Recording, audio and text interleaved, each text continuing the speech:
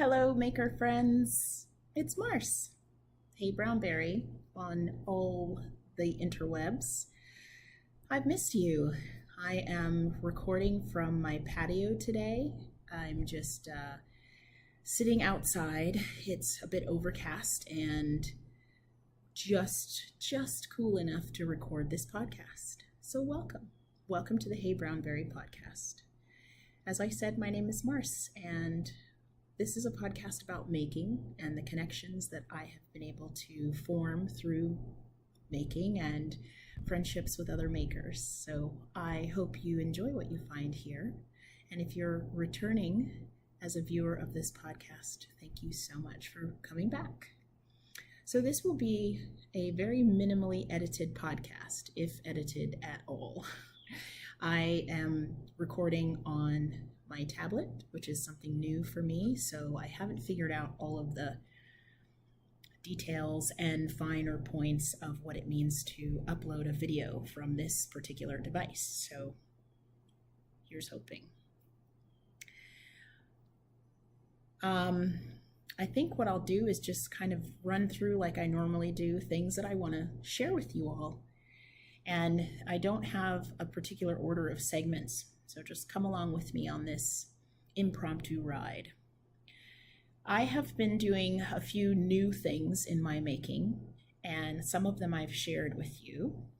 And if you follow me on Instagram at Hey BrownBerry, you will have seen my new to me skills in different stages.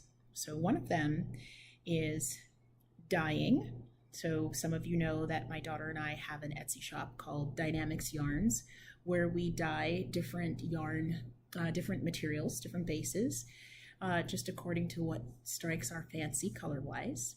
But I recently completed a project that I lovingly call Sister Strands, which is a collaboration project with Shanel of the Pipernell Podcast. Shanel is a friend of mine who lives in the Northeast United States, and she was kind enough, they were kind enough to purchase an 8-ounce bit of fleece for us. And I don't know all the terms, but it was a combed top, about 8 ounces worth, if I'm right. Shanel, you'll correct me. And that was split into 2 parts, half of which Shanel sent to me as the raw unspun fiber, and half of which Shanel kept to spin on her drop spindle. So we call it Sister Strands because it's a fun way to refer to both of us taking a piece of this project and working with the material, which is the yarn, in its different stages. So I dyed the fiber, and if you look back some weeks on my Instagram, you'll see the dyed fiber. And I sent that to Shanel, and she is in the process right now, she may even be done by the time you see this, of spinning it into yarn. She's a very good spinner. And then, or I would say in parallel, while I was working on that portion of our collaboration, Shanel was already spinning the other half of the fiber, and once it was spun and plied, she sent it to me. And so I pick up the second portion of the project, which is to dye the hand spun yarn. First, let me say the yarn was amazing to work with. The fiber was amazing to work with. Shanel made really good choices. The yarns we worked with were a BFL, so 100% BFL wool. And this is a tag that was on the hand spun she sent me. So about 232 yards before washing, about 4 ounces of BFL, and 100% fin sheep wool, another 4 ounces, which came out to about 292 yards. Shout out to the Montclair Knitting Circle in New Jersey. So Shanel sent me the hand spun, and it was my turn to get back into the dye pot and try to coordinate dyeing up the hand spun yarn in the same or similar colors as the fiber. Ta-da! Sorry about that. I think they call that a podcaster earthquake. My table is not super steady. So here is Shanel's hand spun yarn. The color is not quite true on this camera. It's definitely got more brown and rusty reds in it, but we're just gonna go with it. I had to mark each of them so I would know which is which. This little thread tells me that this is the fin sheep. So it's a much deeper red than you're seeing now, but we'll just use your imagination. And this is the BFL. So there were differences in the fiber when they were both dyed and how they took up the colors. I found the BFL, this is the fin sheep.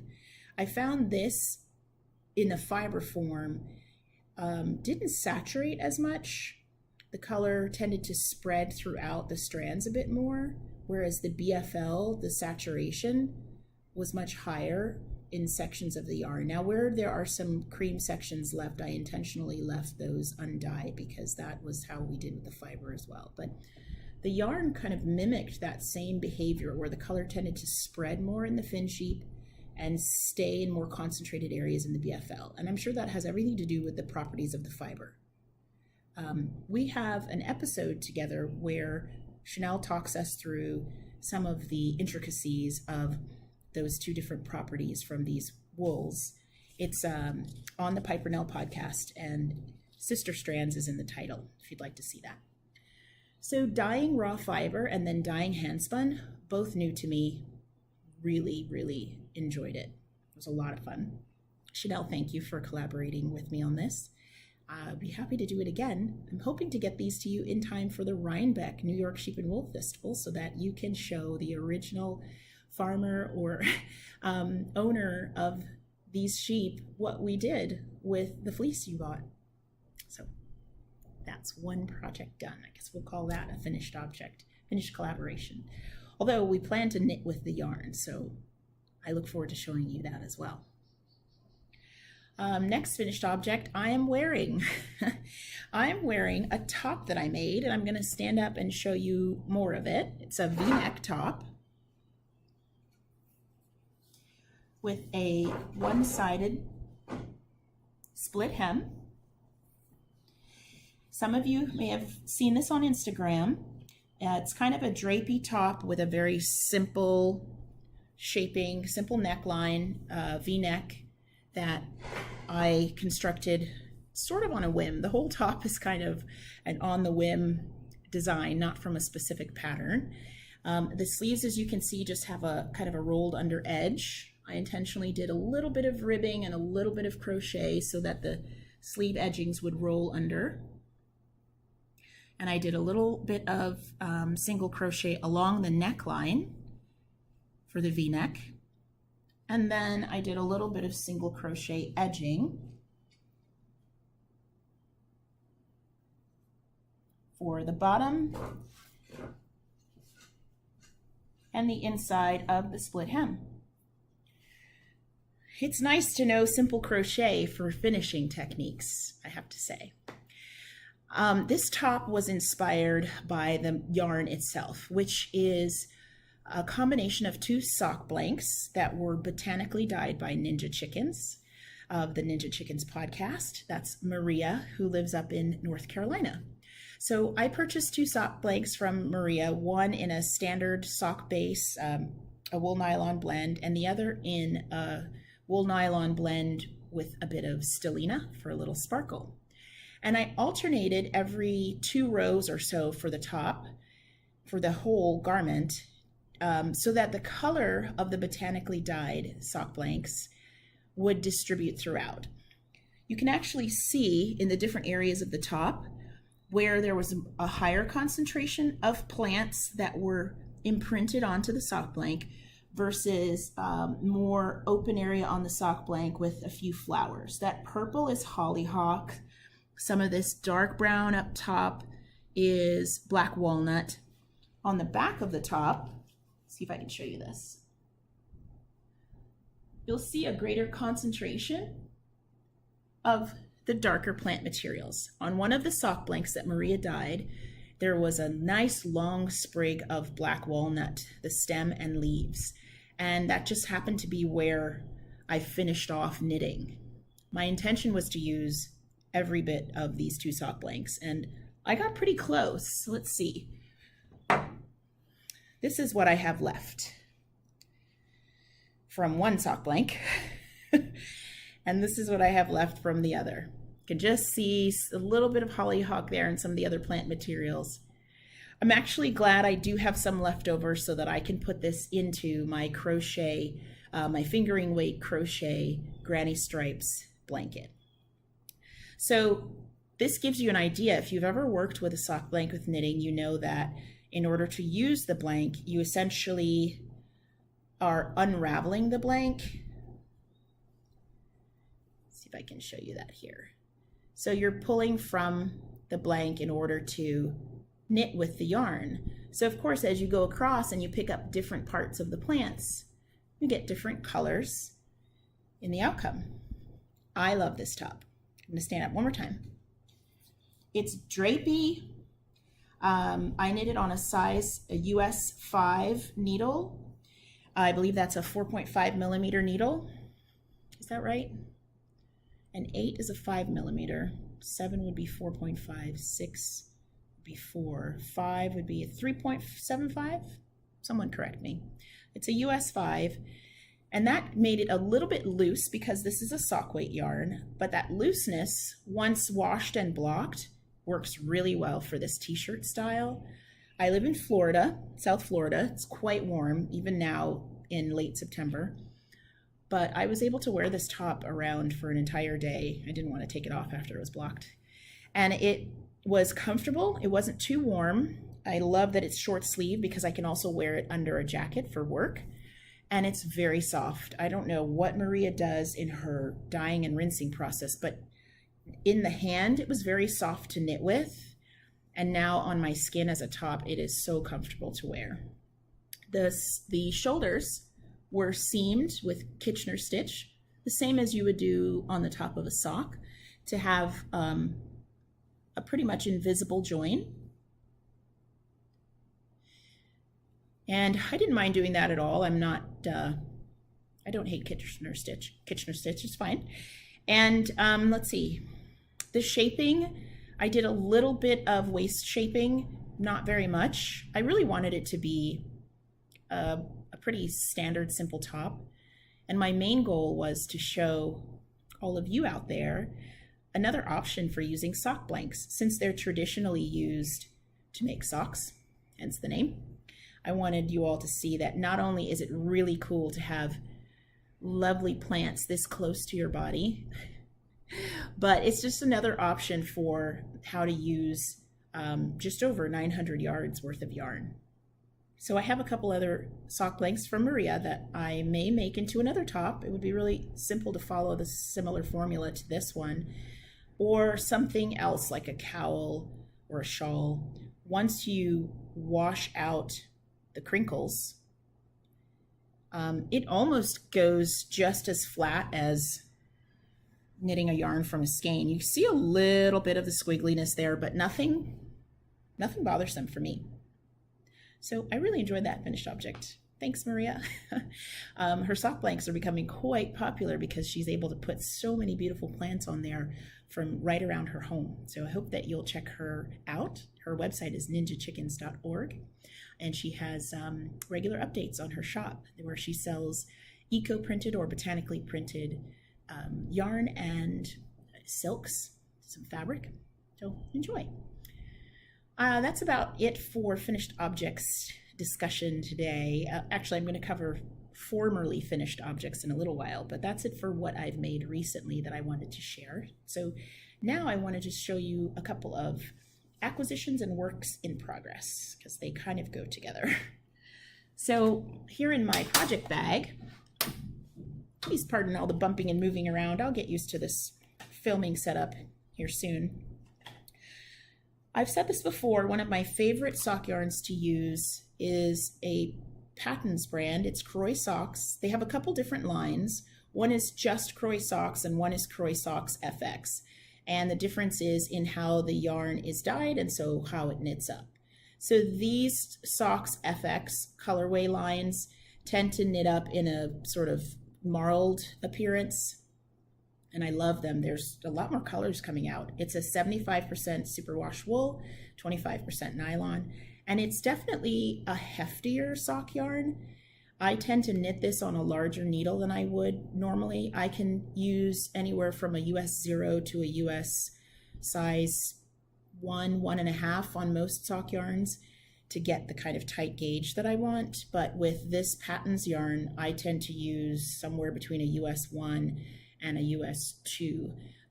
So, 2 millimeters up to 2.5 millimeters for this yarn, and I still get a nice tight gauge. This colorway is cameo colors. You can see beautiful purples and pinks and some blue, different shades of blue, and even a bit of gray in there, which I love. So this is for a sock project that I am working on. Very simple vanilla socks. I tend to cast on socks with all these grand ideas about how I'm going to do a pattern and just change things up, and then I don't. These are knit toe up. I started the toe, got the stockinette toe going, and then before I know it, I'm just zooming up the foot in straight knitting. I travel a lot for work, and so I blame that. It's so simple to knit vanilla socks while traveling that I think my brain and my hands just instinctively go to that very simple, portable, no thinking knit. Just want to highlight this little stitch marker / progress keeper, this little owl. I've had it for a few years now. That was given to me, it was made for me as part of a set by Shameka. Hi Shameka, of MekaMikaShop. You can find her on Instagram and on Etsy. So I'm partway through my heel right now. I'm going to finish that as I talk about these. These socks are a special gift. They're going to be part of a special gift. I can't say much more about it than that. But I've really enjoyed working on them. I don't know if it's because they don't require any thinking, and I'm just coming off of making this top, which took me quite some time because I was designing as I went along for the top. There's no thinking in this for me because I've knit many pairs of toe-up socks before. So I think I'm just enjoying that restful knitting. So I've gotten to the end of a heel row. So I am using Nathan Taylor, aka the Sockmatician. I'm using his toe-up sock pattern, which is a great recipe. It's a great formula for toe-up socks if you want to do a heel flap and gusset heel construction, and I do prefer that for my socks. I start the toe with about 14 stitches because I find that width works really well. I hope it works for the person that I'm giving this to as well.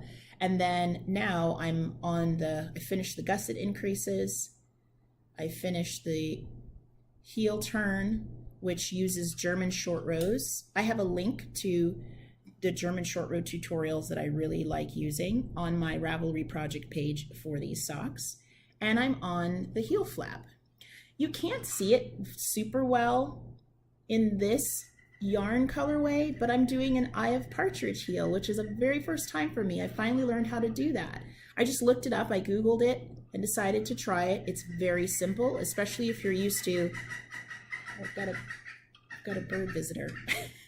If you're used to the typical slip stitch heel, slip one, knit one, slip one, knit one across, Eye of Partridge will be very easy for you. But I just want to try something new. I think to ease my guilt a bit about another pair of vanilla socks. But I'm enjoying that part as well. So I will be done with that section soon.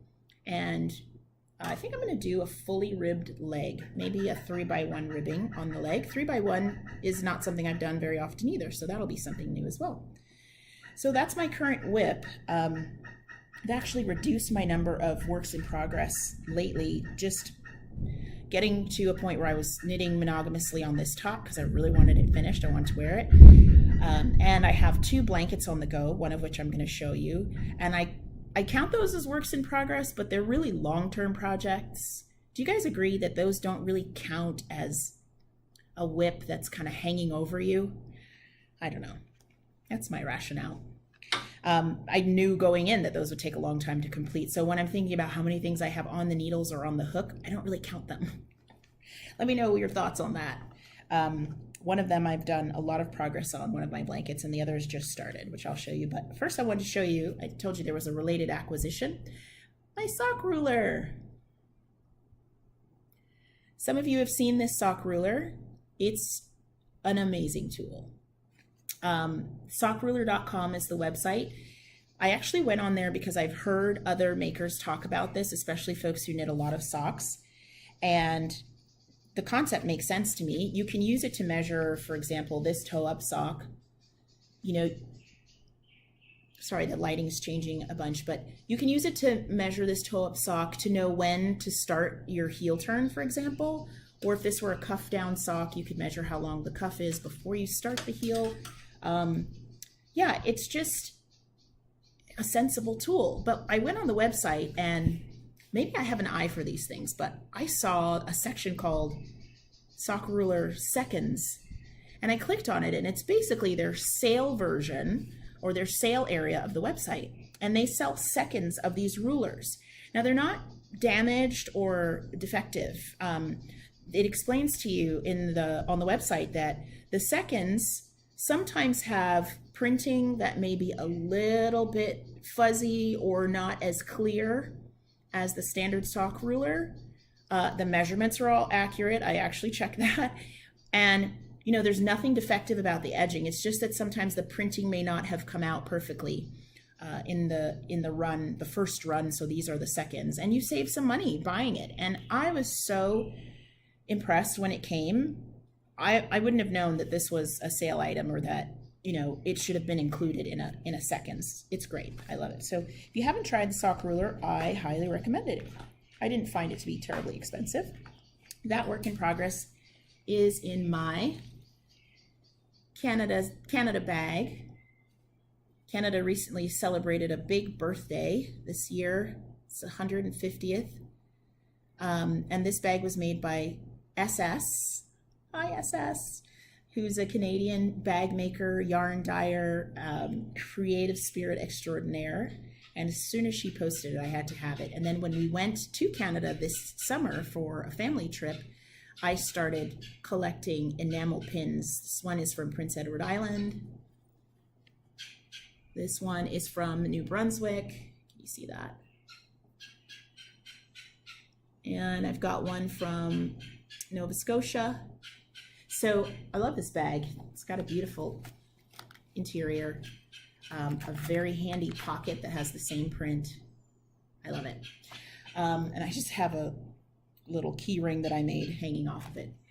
So I may have shown you guys that before, but either way, I love it. It's a zippered project bag, really cool strap handle.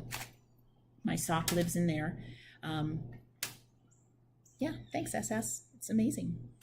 That's it for works in, nope, that's not it for works in progress. Whew, I was about to tell a lie. 1 second.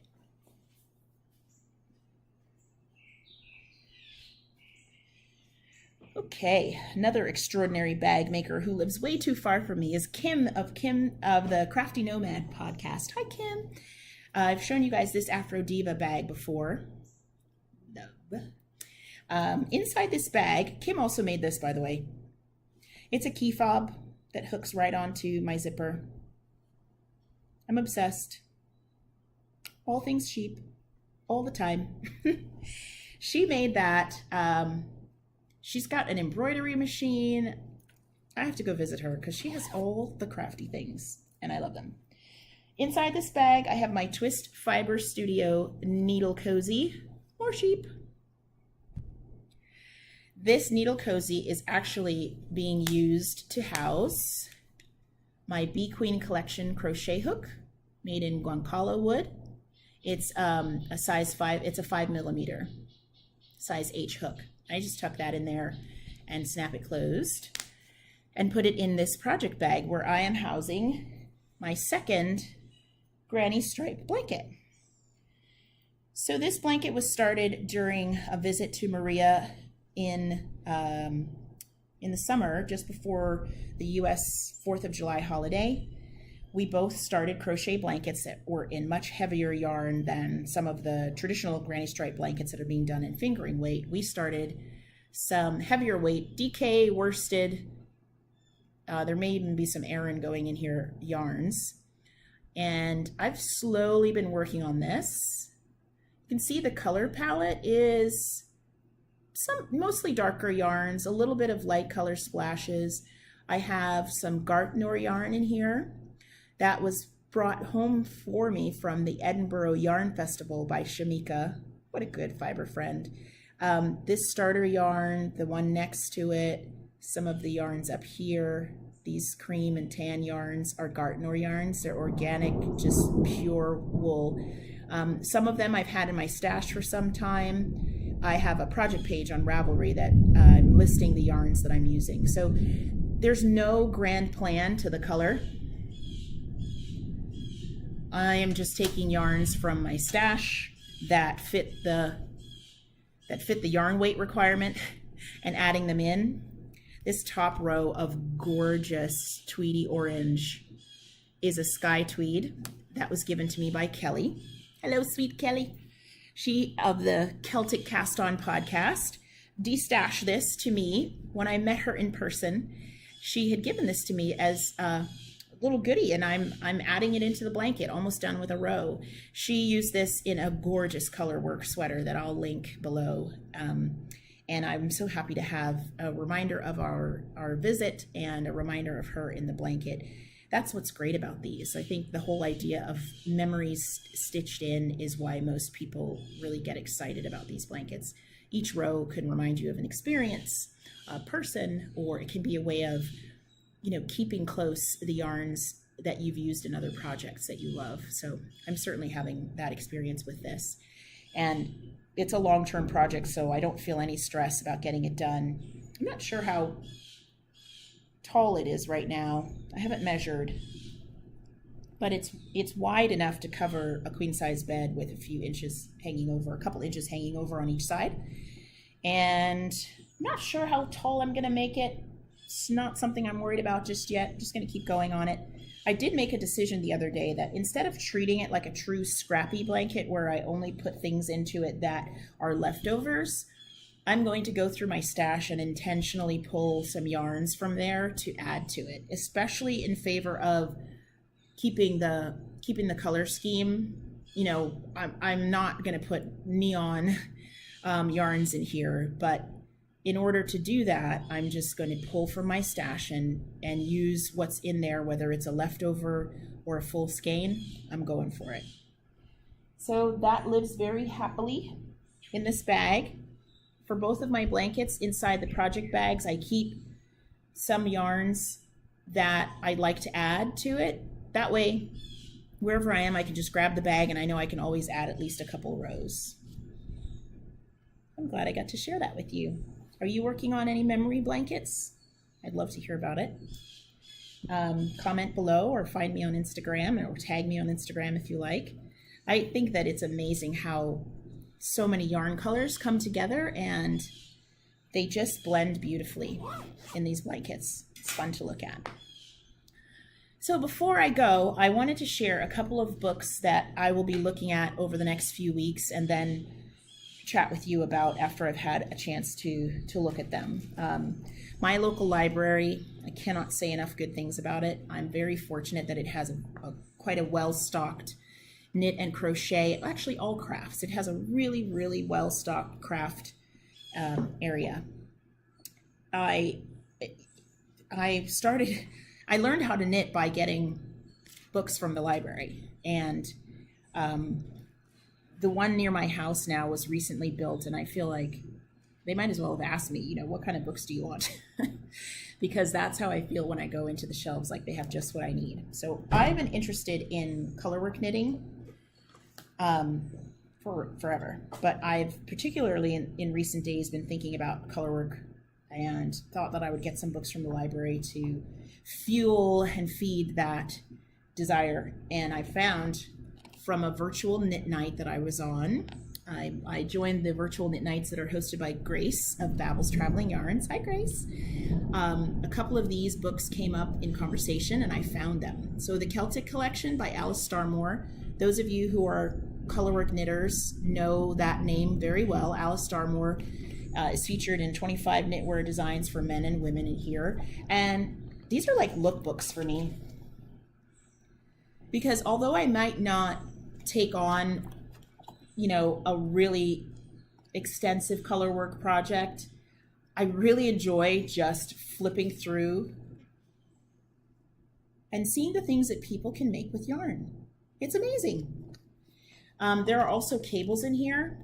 It is called the Celtic collection, so as to be expected, there are some really nice cable projects. Simple cables, all over cables, lots of inspiration. So I'm enjoying flipping through this book. I don't know, I might use a motif from here in a project. I might just look at it and enjoy them. The other one that I got is also an Alice Starmore book, and it's her book of Fair Isle knitting. So if you're familiar with color work at all, you know the term Fair Isle.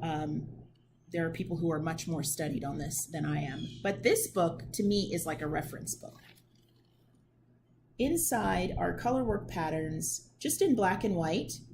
So you can decide what color palette suits you, and then just follow. It's just a chart that guides you. You follow these stitches in order to make these motifs and these designs. The book itself contains some great information. It does have color samples. I mean, I could sit down and flip through this and just read the information about it. It gives you actual technique tips on things like steeking, which is pretty common. A lot of colorwork sweaters are knit as pullovers and then steeked to become cardigans, or the sleeves are cut in. So there's patterns in here too. I just love a book like this that has multi-use. Here's one of my favorites so far. I would knit and wear that because I just think it's so beautiful. That's a hat with a Fair Isle motif on the crown. But yeah, it's a great book for inspiration, for history and knowledge, for techniques. Highly recommend. So I'll be going through those. And I think I said that was the last thing. This is the last thing. Really the last thing. My friend Maria has recently released a new pattern, and I was a test knitter for her. I'm not going to show you the test knit itself this time around. I'm going to save that for the next episode. But I did want to show you the pattern that she released called Claire. Get you a nice close-up shot. That's actually Maria's friend Nikki modeling this beautiful drapey poncho. The pattern namesake is Maria's mom, and this was knit and created, designed in honor of her mom's birthday, which is this month in September, in mid-September. And she released it on her mom's birthday, and she shared beautiful photos, and her mom loved it.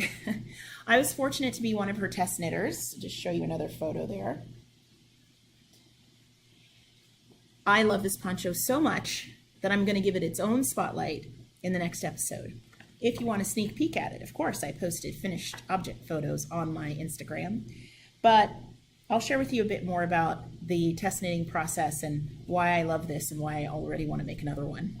So that's Claire, now available on Ravelry from Ninja Chickens. Coming up next time, I have some amazing giveaways from some very, very generous makers that I want to share with you. That will also be a segment that I'll put into the next podcast. I just wanted to keep this short and sweet so that I could be back in touch with you all. Fall has not touched Florida yet. Fall does not know Florida's area code.